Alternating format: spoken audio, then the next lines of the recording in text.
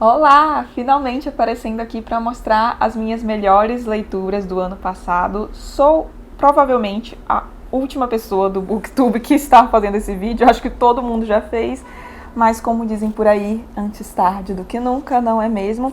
E eu sou meio nova nessa coisa de vídeos na internet, então eu fui pesquisar um pouco para ver como é que as pessoas costumam fazer esse tipo de vídeo, e eu vi que tem uma tendência a fazer top 10, então você escolher as suas 10 melhores leituras de cada ano, mas eu achei que não faria muito sentido fazer um top 10 por aqui, porque neste ano, acho que eu já até comentei em algum vídeo aqui, este ano foi um ano atípico no sentido de que foi o primeiro ano da minha vida que eu não li nada ruim. Eu gostei de absolutamente tudo que eu li, então eu não consegui me limitar a 10 livros. Não vão ser muito mais que 10, vão ser 13 livros, então só 3 a mais aí do top 10. E eu fiquei até que bastante tempo tentando chegar nesses 10, mas eu percebi que esses 13 foram os livros que realmente me marcaram dentre todas as leituras que eu fiz ano passado. Então achei que não fazia sentido fazer o top 10, e isso até pensando nos vídeos de melhores leituras dos anos futuros, porque pode ser que tenha algum ano aí que eu não vá ler tantos livros bons e eu não chegue num top 10 livros que me marcaram. Pode ser que tenha menos livros que isso. Então, enfim, toda essa justificativa para dizer que não teremos apenas 10 livros neste ano. Então serão 13 livros e eu não consegui colocar em ordem de preferência, tá? O top 3 eu consegui, mas os outros eu vou mostrando aqui conforme tá aqui nessa pilha. E vamos começar já logo com o top 3, porque por aqui não tem esse negócio de suspense. Confesso que o segundo da lista brigou bastante com o primeiro pra estar no pódio, mas não teve jeito, gente. Melhor leitura do ano foi a autobiografia do Stefan Zweig.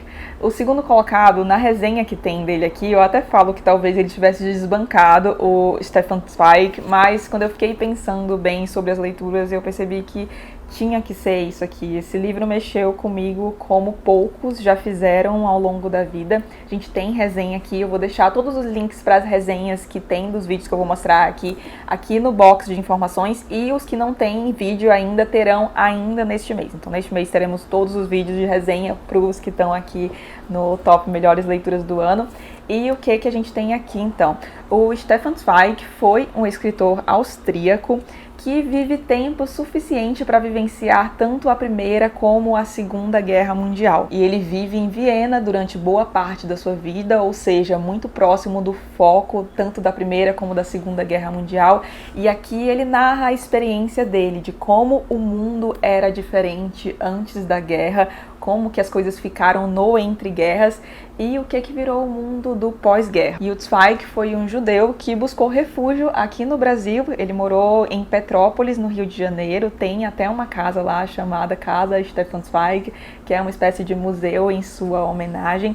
E ele morre em Petrópolis, ele se suicida juntamente com a sua esposa, a Lotte Zweig, e aqui a gente consegue entender algumas das razões que o levou a cometer suicídio. Esse livro é lindíssimo, muito triste em algumas passagens, mas também muito elucidativo. A análise que o Zweig faz aqui da ascensão do Hitler é uma coisa muito única. Eu já li bastante coisa sobre a Segunda Guerra Mundial, mas a análise que ele coloca aqui foi uma coisa bem diferente do que eu já tinha lido e que eu acho que faz total sentido. E a descrição da Viena antes da Primeira Guerra Mundial, gente, é uma coisa maravilhosa. E ele vai aparecer já já de novo por aqui, aguardem. E aí, o outro livro que ficou brigando bastante para ficar na primeira posição foi Os Guten-Buch, do Thomas Mann, que foi contemporâneo do Stefan Zweig. Inclusive o Zweig vai falar do Thomas Mann aqui, das visitas que ele fazia a ele nesse livro aqui, na autobiografia. E este livro aqui é simplesmente o livro mais legal do Thomas Mann, na minha opinião. Thomas Mann é um dos meus escritores favoritos, só perde pro Tolstói, e esse aqui foi o primeiro livro escrito pelo Thomas Mann. E lendo isso aqui, você fica embasbacado pelo fato de esse ter sido o primeiro livro desse homem. Foi publicado quando ele tinha 26 anos e não só foi o primeiro livro que ele escreveu, já um baita livro, mas também o primeiro livro que ele escreveu foi o determinante para que ele ganhasse o Prêmio Nobel de Literatura em 1929. Imagina só, você escreve o seu primeiro livro aos 26 anos e ainda por cima ele é responsável pelo seu Prêmio Nobel alguns anos depois. Gente, sensacional, esse livro é incrível.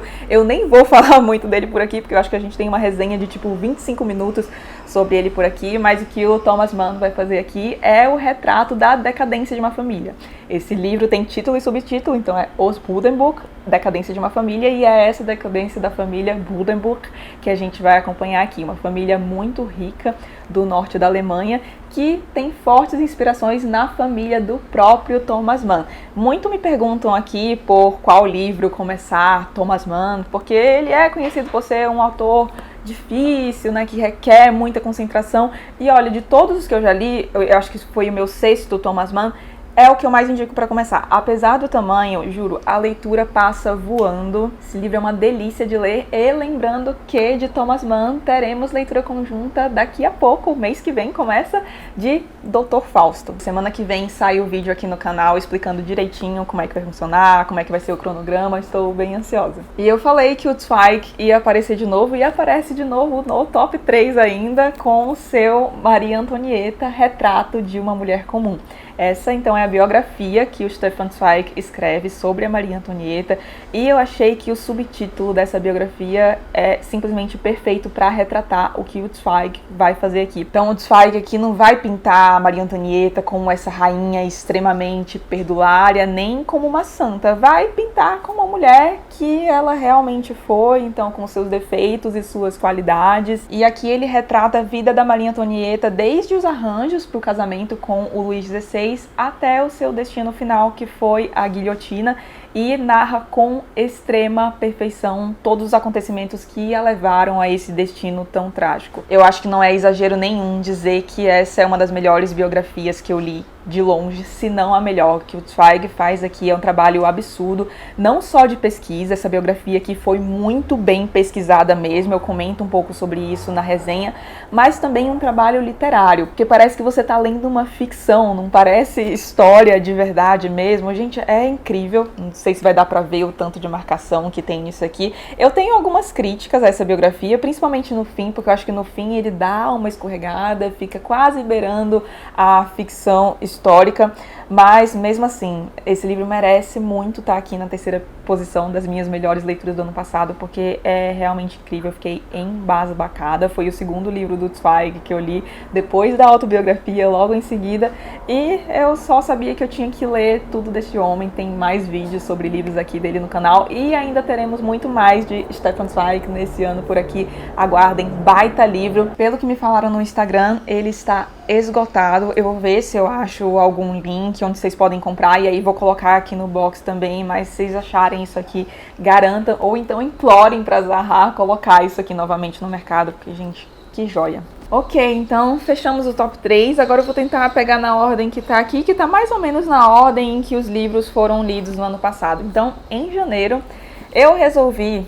ler uma série de livros que eu tinha muito ranço, mas muito ranço mesmo, não era pouco. Mais uma amiga minha, queridíssima, a Paty, beijo Paty, me convenceu a ler então a tetralogia napolitana da Elena Ferrante. E o resultado é que eu paguei a língua lindamente, porque está aqui com uma das minhas melhores leituras do ano. Eu tinha um pouco de preconceito por causa das capas, eu não gosto muito dessas capas aqui. Acho que dá uma ideia completamente diferente da história, e eu gostei tanto dessa série que eu li os 4 volumes em um mês só. Li tudo em janeiro, comecei o ano com a Amiga Genial e foi ladeira abaixo. Eu geralmente leio mais de um livro ao mesmo tempo, mas esses livros aqui me fizeram abandonar qualquer outra leitura, devorei um atrás do outro. E para representar a tetralogia napolitana aqui nessa lista, eu trouxe o último volume, História da Menina Perdida. Achei que a Ferrante deu um fechamento muito bom para essa série.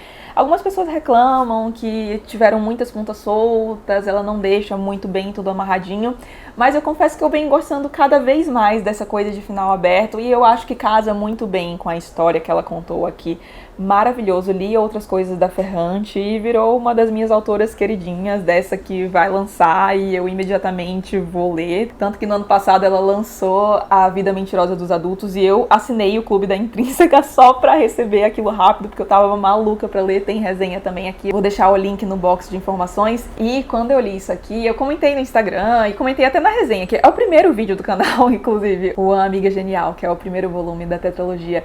E eu falei que eu tinha um baita preconceito preconceito e muita gente me respondeu dizendo que tem preconceito também, que não tem vontade de ler, mas que vê tanta gente falando bem que fica até com o pé atrás. E em breve vai sair um vídeo, então eu vou falar 5 motivos pelos quais vocês deveriam ler a tetralogia napolitana.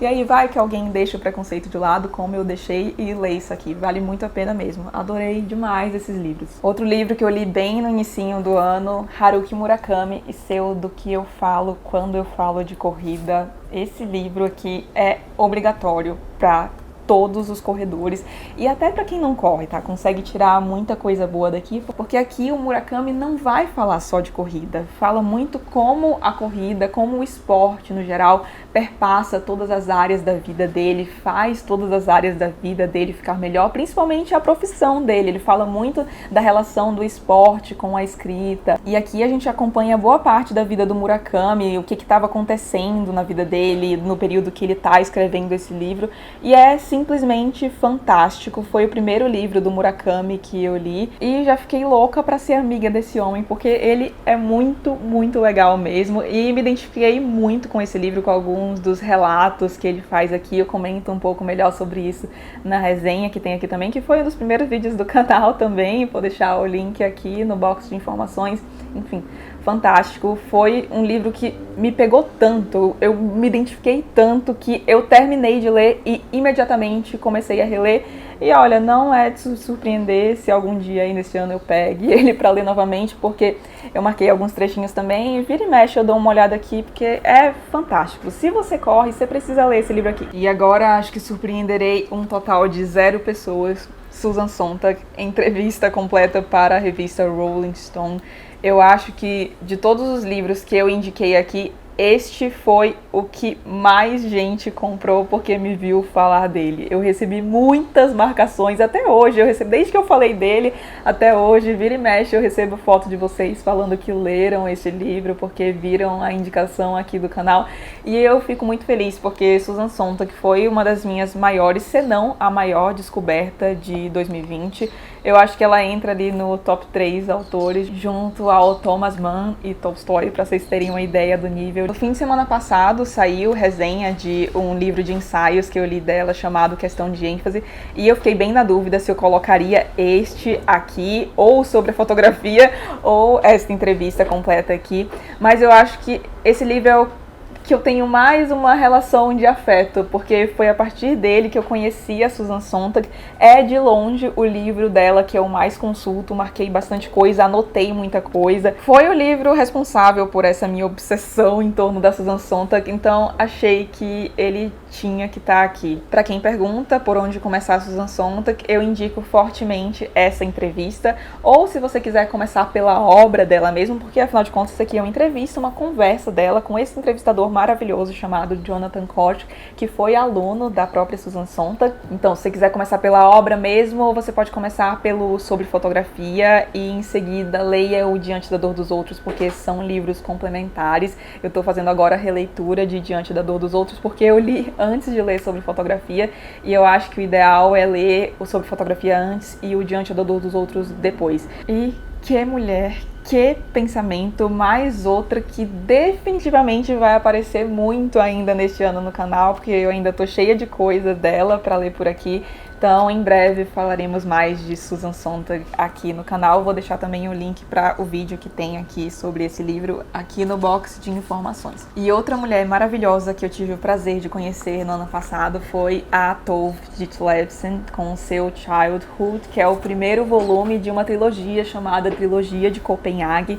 Este livro, infelizmente, não tem tradução para o português. Ele foi recentemente traduzido para o inglês e está fazendo muito sucesso lá fora, e eu entendo perfeitamente porque esse livro é maravilhoso. Pra vocês terem noção, eu li só o primeiro volume e já foi suficiente pra entrar nas minhas melhores leituras do ano passado. Só de falar que eu li só o primeiro volume já dá vontade de chorar, porque eu tinha pedido os outros 2 pela Amazon, mas essas edições aqui estão muito difíceis de achar, então não consegui. Mas no mês passado foi lançada uma edição com os 3 volumes em um volume só, e eu comprei já. Meu Deus do céu, como eu quero que isso chegue, porque quero muito descobrir o que acontece nos próximos 2 volumes. Essa trilogia, então, é uma trilogia autobiográfica da Tove Ditlevsen, que foi uma autora dinamarquesa E é simplesmente uma das coisas mais lindas que eu já li. A escrita dela é muito poética, sem ser pomposa, mas é muito bela. É até difícil de explicar a escrita dessa mulher. É a coisa mais linda. E foi fortemente inspirada em um dos meus livros favoritos, que é Infância, do Gorky, que também faz parte da trilogia autobiográfica do Gorky, que felizmente será relançado pela Companhia das Letras neste ano. Oh Deus, mal posso esperar. Espero muito que alguma editora traga esse livro aqui, porque essa mulher realmente merece ser muito mais conhecida. Foi até um livro que me fez pensar no quanto de coisa maravilhosa a gente deixa de conhecer, porque muitos autores escrevem em línguas que não são tão populares como o inglês, por exemplo, e aí a gente acaba conhecendo tardiamente ou até mesmo nem os conhecendo no final das contas, né? Infelizmente. Mas espero que agora que a Tove foi traduzida para o inglês, ela seja mais traduzida por aí e a gente possa ter a chance de ter esse livro aqui em terras tupiniquins. E agora temos um clássico, As Aventuras de Huckleberry Finn, do Mark Twain. Livro sensacional, muito engraçado. Gente, eu literalmente gargalhei lendo esse livro aqui. E este livro aqui, na minha opinião, é o melhor livro que ninguém lê. É impressionante como é difícil achar alguém que leu esse livro por aqui. Apesar de ser um baita clássico. Eu acho que todo mundo que gosta muito de literatura certamente já ouviu falar das Aventuras de Huckleberry Finn. Mas realmente não é um livro muito lido por aqui. E eu acredito que se devia ao fato de que a edição que a gente tinha aqui antes não era muito legal. Acho que ela ainda é comercializada, inclusive, mas eu lembro que eu havia lido severas críticas à tradução daquela edição, à edição como um todo, e é um livro difícil de ler no original porque tem muito dialeto. O Mark Twain faz um retrato bem verossímil da sociedade daquela época e para isso ele tem que reproduzir o modo como as pessoas falavam. Então isso torna a leitura no original bastante difícil, por isso eu não busquei o livro no inglês. E qual não foi a minha felicidade ao saber que uma das minhas editoras favoritas, a Zahar, resolveu lançar ainda pelo selo clássico Zahar este livro aqui. E com a tradução maravilhosa do José Roberto O'Shea. O trabalho que esse homem fez aqui foi impecável. No fim do livro, ele faz uma nota explicando as escolhas de tradução dele. Eu nem vou também comentar muito sobre isso aqui, porque eu falo bastante da tradução desse livro na resenha que tem aqui, cujo link também estará aqui nos cards. E essa é definitivamente a edição que este livro merece. Fiquei muito feliz mesmo que a Zahar lançou. Assim que eu terminei de ler, fiz meu namorado ler também, já dei de presente pra mim. E todo mundo adorou, então fica a dica aí pra quem quer ler um clássico super levinho. E apesar de ser super levinho, o Mark Twain vai tocar em questões muito importantes aqui, então vejam a resenha que tá bem legal e esse livro é só amor. E agora indo para as leituras do segundo semestre, Madame de Staël e seu maravilhoso da Alemanha. Eu nem sabia da existência deste livro sensacional aqui, mas a minha amiga Renata, que tem um perfil muito legal também no Instagram, eu vou deixar o link aqui embaixo, me avisou que um seguidor dela tinha falado desse livro pra ela e ela veio me falar porque falou, cara, você vai gostar muito desse livro aqui. E realmente, gostei tanto que está aqui na lista dos melhores do ano. Aliás, não só dos melhores do ano, mas dos melhores da vida. Eu realmente gostei muito desse livro aqui. E a Madame de Staël foi uma intelectual francesa que viveu entre os séculos 18 e 19 e ela foi exilada por ordem de Napoleão e resolve empreender uma viagem à região da Alemanha, bem na época que o romantismo estava começando a se desenvolver e ela tem bastante interesse na produção artística da Alemanha, só que a Madame de Staël era uma observadora muito exímia. Então o que a gente tem aqui é um verdadeiro panorama da Alemanha da época. Ela fala muita coisa da sociedade, do idioma, dos costumes. Livro fenomenal. Se você tem interesse pela cultura alemã, não dá para deixar passar esse livro sensacional aqui. Recomendo muito fortemente. E se você se interessou, também tem vídeo aqui no canal. Agora um livro de contos. Este aqui é o fenomenal Memórias de um Caçador, do Ivan Turgenev. Que livro é esse? Gente, a escrita do Turgenev é, nossa, é até difícil de descrever, porque é uma coisa tão bonita. Turgenev foi contemporâneo de Tolstói e Dostoiévski e ele era muito elogiado pela sua escrita, até mesmo pelos seus contemporâneos. O que a gente tem aqui é um ciclo de narrativas narradas por um caçador.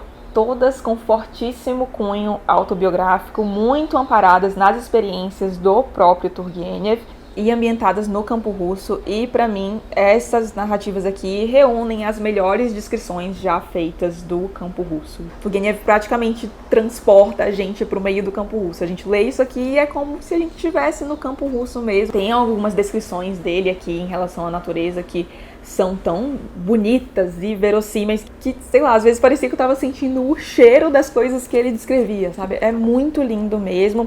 E esse livro aqui tem uma importância muito grande para a Rússia, porque a crítica que o Turgenev faz aqui à servidão foi determinante para o fim da servidão na Rússia. Eu falo melhor sobre isso na resenha que eu fiz aqui, cujo link tá aqui embaixo, e não deixem de ver porque esse livro é fantástico. Para quem gosta de contos, para quem gosta de russinhos, não deixe de ler isso aqui. E ainda falando de russinhos, a gente tem aqui o Joseph Brodsky com o seu micro sobre o exílio. Esse livro aqui reúne 3 ensaios escritos pelo Joseph Brodsky, que também foi prêmio Nobel. E é a prova de que tamanho definitivamente não é documento. Esse livro é fantástico. Eu não sei se vocês vão conseguir ler, porque estoura bastante a luz, mas eu fiz anotações pra caramba nesse livro aqui. Foi mais um daqueles livros que eu terminei de ler e imediatamente comecei a reler, e recomendo fortemente que, caso você leia o livro, você também o faça, porque cresceu bastante com a releitura, mesmo sendo uma releitura já imediata. E aqui eu acho que o Brodsky, através desses 3 ensaios, responde uma questão de extrema importância, que é justamente a importância da leitura. E eu realmente acho que todo leitor se beneficiaria bastante da leitura deste livro aqui. E Brodsky foi uma indicação de ninguém mais, ninguém menos que Susan Sontag. Eles foram muito amigos. A Susan Sontag escreve um ensaio sobre o Brodsky, que tem no Questão de ênfase também. E aí ela fala tão bem dele, tanto no seu ensaio como nos diários que eu li, que precisava conhecer o Brodsky, e adorei. Tô até com outro conjunto de ensaios dele para ler, que deve aparecer em breve, porque eu pretendo ler neste mês ainda. Então também teremos mais Joseph Brodsky aqui no canal. Espero que a obra dele seja mais traduzida por aqui. E ainda falando sobre russo, sim, essa lista foi dominada no top 3 por literatura de língua alemã e agora literatura russa. Esse aqui é o fenomenal O Mestre e Margarida, do Mikhail Bulgakov. E que livro maluco! No início você fica até meio desnorteado, tipo, meu Deus, o que tá acontecendo aqui? O que esse homem tá fazendo? Mas conforme a narrativa avança, vai crescendo bastante, você vai vendo o que o Bulgakov tá fazendo por trás desse livro aqui, que é uma forte crítica ao stalinismo. E o que a gente tem aqui é basicamente o diabo aprontando bastante em Moscou. A resenha desse livro aqui sai no próximo fim de semana, tenho bastante coisa para falar sobre ele e amei demais essa leitura. Virou um dos meus russos preferidos de longe, e daqui a pouco ele aparece aqui também, não só na resenha, mas também num vídeo sobre o Pacto Fáustico que eu vou fazer aqui no canal. E esse livro aqui tem uma espécie de Pacto Fáustico, um pouco diferentão, mas tem. E esse livro é tão incrível e faz tanto sucesso que me parte o coração que o Bulgakov não viveu pra ver ele sendo publicado. Esse livro foi publicado póstumamente e não conseguiu ver o sucesso de sua obra, então, né? Mas em breve a gente faz jus a ela e fala bastante sobre ela aqui no canal. E agora, fechando a lista com literatura brasileira, Lígia Fagundes Telles e seu Antes do Baile Verde, que é uma coletânea de contos. E a partir da leitura deste volume aqui, a Lígia se tornou uma das minhas contistas favoritas. Vocês sabem, quem acompanha o canal, eu adoro contos. Essa prateleira aqui de trás é só de contos e não cabem mais. Eu tô tendo que colocar uns ali em cima da outra estante que fica aqui na frente, porque tem muito conto, não cabe mais, ver se eu dou um jeito nisso. Mas então, eu já havia lido um conto da Lígia chamado Venha Ver o Pôr do Sol, que é um dos contos mais famosos dela, em uma antologia que eu tenho aqui. E eu lembro que eu havia gostado muito daquele conto, e aí desde então fiquei querendo muito ler esses contos dela. Dizem que essa antologia é a melhor antologia de contos dela, e gente, se isso aqui não for a melhor antologia de contos dessa mulher, eu não sei o que ela é capaz de fazer, porque de verdade, é uma das melhores antologias que eu já li de longe, virou um dos livros do meu coração, quero ler tudo o que a Lígia Fagundes Telles escreveu, mas não sei por qual motivo eu acabei enrolando para comprar esse livro aqui. Eis que ele entrou em uma promoção e vocês vendo que eu gosto muito de contos, sempre me falavam desse livro aqui, então entrou na promoção e eu pensei, não gente, eu tenho que ler esse livro. E eu tô me sentindo a maior otária do mundo por ter demorado tanto para comprar, porque eu amei. Mais outra autora que vai aparecer mais aqui neste ano no canal, porque eu quero muito ler o As Meninas, que já tá aqui na estante, e vocês me indicaram muito também a leitura de Ciranda de Pedra. Tô com vários livros dela já na minha wishlist, então ao longo do ano a gente vai conversando um pouco mais sobre essa mulher maravilhosa. E a resenha para este livro sai no domingo aqui no canal. Pediram bastante no Instagram para que eu falasse desse livro, porque eu falei muito bem dele lá. E não tinha como esse livro não estar aqui. Realmente fenomenal, fiquei muito feliz. Fazia tempo que eu não lia literatura brasileira. Ano passado, se eu não me engano, eu só li o Fernando Sabina com o seu incrível O Encontro Marcado. E neste ano eu pretendo ler mais algumas coisas, principalmente a Lígia Fagundes Telles. Gente, que mulher! Fiquei muito feliz de conhecê-la. Muito obrigada a todo mundo que indicou, falou que eu tinha que ler esse livro, porque agora que eu li, eu entendo perfeitamente.